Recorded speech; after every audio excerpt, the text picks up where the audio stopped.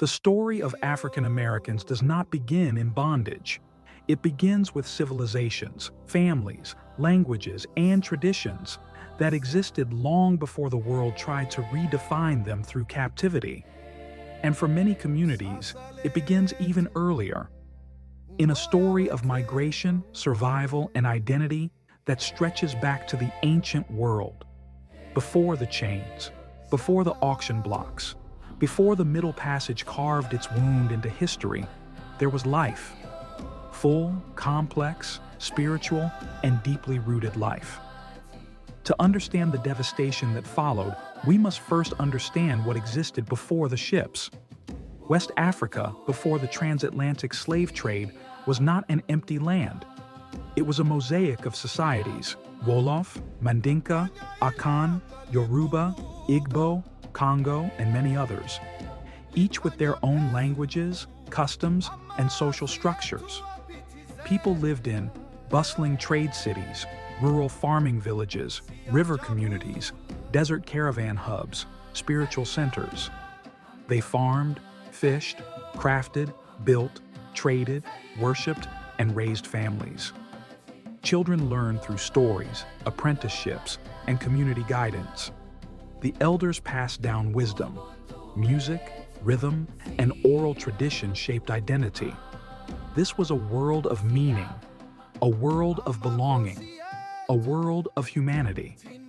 Some traditions and historical interpretations, including those discussed in works like From Babylon to Timbuktu, describe a movement of Jewish-identified communities into Africa after the fall of Jerusalem in 70 CE. When the Romans destroyed the temple and scattered the people, many fled southward, into Egypt, across the Sahara, into the Sahel, and eventually into West Africa. Over generations, these communities blended into the cultural landscape, participating in trade, forming scholarly centers, preserving elements of their identity, adapting to local customs. While not all West Africans shared this lineage, these traditions highlight how diverse and interconnected the region was long before European contact.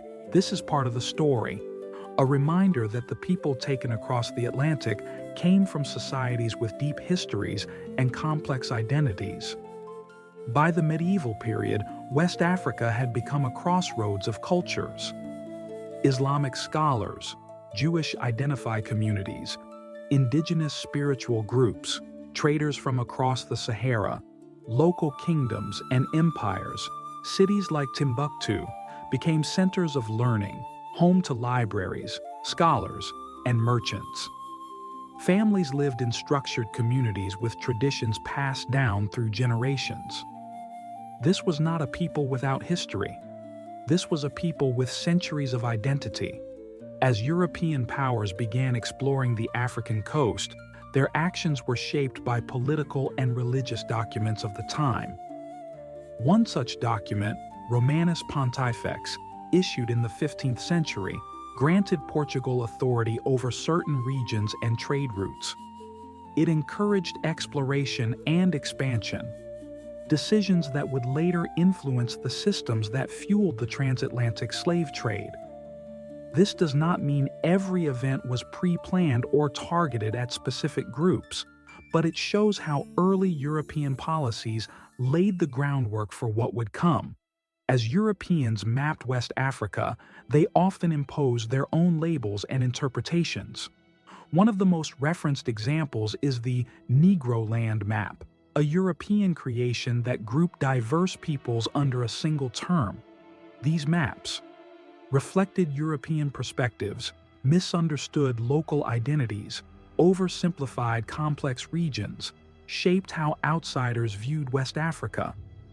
They did not represent how Africans saw themselves. They represented how Europeans categorized the world they were trying to control.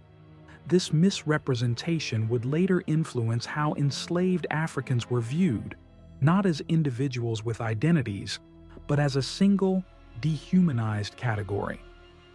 Before the ships arrived, West Africa was organized, spiritual, skilled, diverse, interconnected, full of families, traditions, and stories. Some communities traced their heritage to ancient migrations. Others had lived in the region for centuries. All were part of a vibrant world that existed long before captivity. And when the transatlantic slave trade began, it did not just take bodies. It tore people from their families, their languages, their traditions, their histories, their identities. The devastation that followed can only be understood by first acknowledging the richness that existed before it. Before the ships, there was life. Before the chains, there was identity. Before the trauma, there was culture, community, and history. This is where the story begins. Not in bondage, but in the fullness of a world that deserves to be remembered. The world before the ships was full of life, families, traditions, languages, and communities that had existed for centuries. But the arrival of European traders on the West African coast marked the beginning of a new and devastating chapter. The transatlantic slave trade did not begin with ships. It began on land, with disruption, betrayal, conflict, and the slow tightening of a system that would reshape continents. Before the Middle Passage, there was the forced march. Before the auction blocks, there was the kidnapping. Before the chains, there was the moment everything changed. This is the story of how people were taken from their homes, their families, and their worlds, long before they ever saw the ocean. For centuries, West Africa had been a region of trade, diplomacy, and cultural exchange. Caravans crossed the Sahara. Merchants traveled between kingdoms. Communities interacted through commerce, marriage, and migration.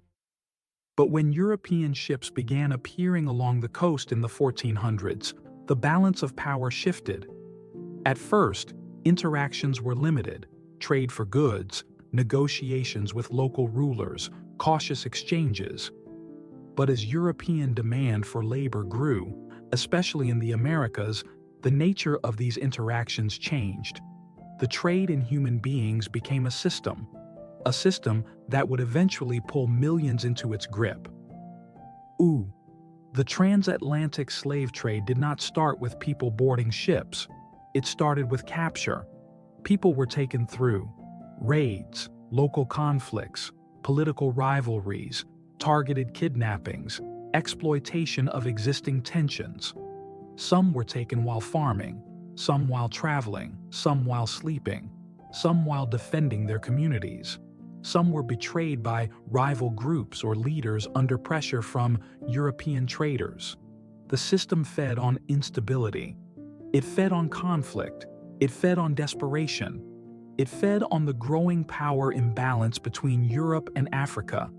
And once someone was taken, the journey toward the coast began. The march to the coast could last days, weeks, or even months. People were moved in groups, often tied or restrained in ways that prevented escape, but did not require graphic description to understand the suffering. The march was designed to break. Strength, hope, identity, connection to home people were forced to walk long distances under harsh conditions. They were taken through forests, across rivers, and along paths that led farther and farther from everything they knew. Some tried to escape. Some resisted. Some were punished. Some were forced to continue. The march was the first stage of a system built to strip people of control over their own lives. When captives reached the coast, they were taken to forts, castles, coastal compounds, temporary holding areas. These places were not designed for comfort or humanity. They were designed for containment. People were held until ships arrived. Sometimes for days, sometimes for weeks, sometimes for months. They were separated from their families. They were separated from their communities. They were separated from their identities. This was the moment when many realized they were not being taken to another region. They were being taken out of their world entirely. The forced march and the coastal holding pens existed because European powers created a system that demanded labor for plantations in the Caribbean, Brazil, the American South. This demand reshaped West Africa, destabilizing kingdoms, fueling conflicts, encouraging raids, creating economic incentives for capture. The system was not random. It was structured, organized, and profitable for those who controlled it, and it was devastating for those caught in it. The forced march was not just a physical journey. It was the beginning of a psychological and cultural rupture. People were taken from their languages, names, families, traditions, spiritual practices, communities. The march was the first step in a process designed to disconnect people from everything that made them who they were. But even in this moment of devastation, people held onto fragments of identity, songs, prayers, memories, names, stories. Hope these fragments would become seeds of resilience in the generations to come. As captives waited in coastal forts, they could hear the ocean. They could see the ships anchored offshore. They could feel the weight of uncertainty. Some had never seen the sea before. Some did not know what awaited them. Some feared they would never return. Some prayed. Some resisted. Some held on to hope. This was the final moment before the Middle Passage, the moment when the world they knew ended and a new, unimaginable chapter began. And yet, even in this darkness, people carried fragments of identity that would survive across generations. This is the beginning of the journey, the moment when captivity began on land.